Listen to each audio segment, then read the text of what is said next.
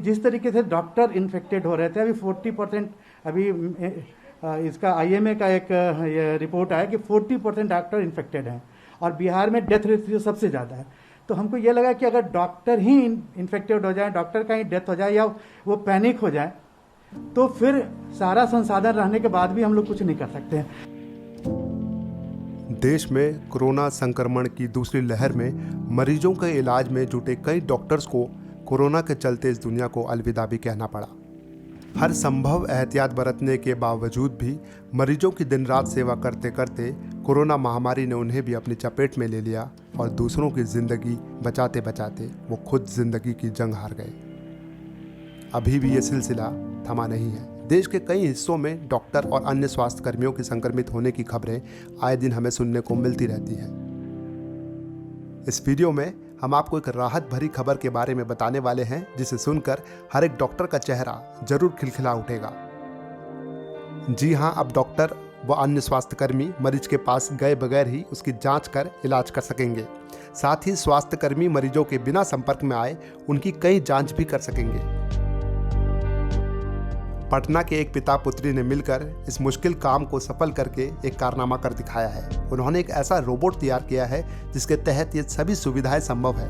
ये रोबोट मरीज के पास पहुंचे बिना blood pressure, oxygen level, pulse rate, ECG आदि कई तरह की जांच करके उसकी रिपोर्ट डॉक्टर को भेज देता है। पटना के कई बड़े अस्पतालों में ये रोबोट सफलतापूर्वक मरीजों की देखभाल भी कर रहा है।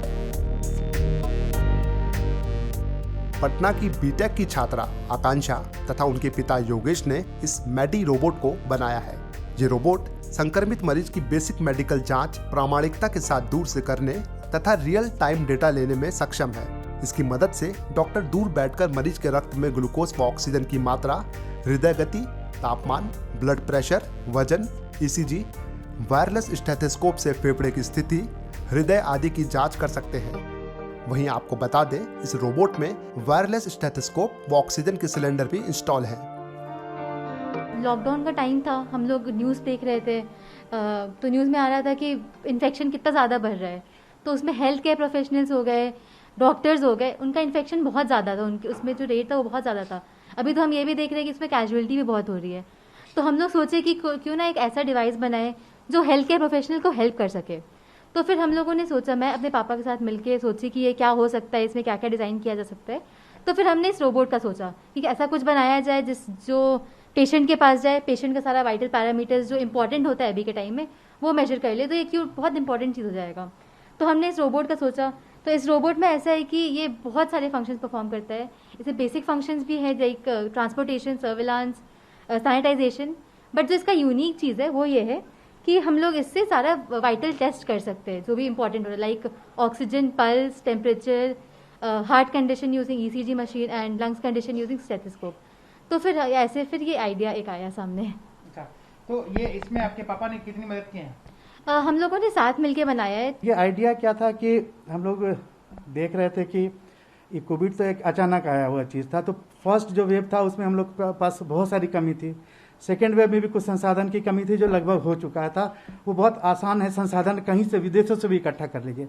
लेकिन जिस तरीके से डॉक्टर इन्फेक्टेड हो रहे थे, अभी 40% अभी इसका IMA का एक रिपोर्ट आया कि 40% डॉक्टर इन्फेक्टेड हैं और बिहार में डेथ रेट सबसे ज़्यादा है। तो हमको ये लगा कि अगर डॉक्टर ही इन्फेक्टेड हो जाए, डॉक्टर का ही डेथ हो जाए या वो पैनिक हो जाए, तो फिर सारा संसाधन रहने के बाद भी हम लोग कुछ नहीं कर सकते हैं।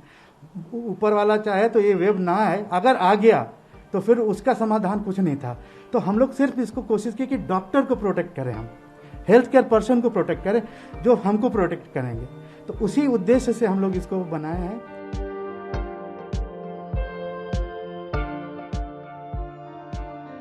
मीडिया रिपोर्ट के अनुसार इसमें high resolution night vision camera लगा हुआ है, जिसके कारण ये 360 डिग्री पर घूमकर मरीज और उसके आसपास की निगरानी भी कर सकता है।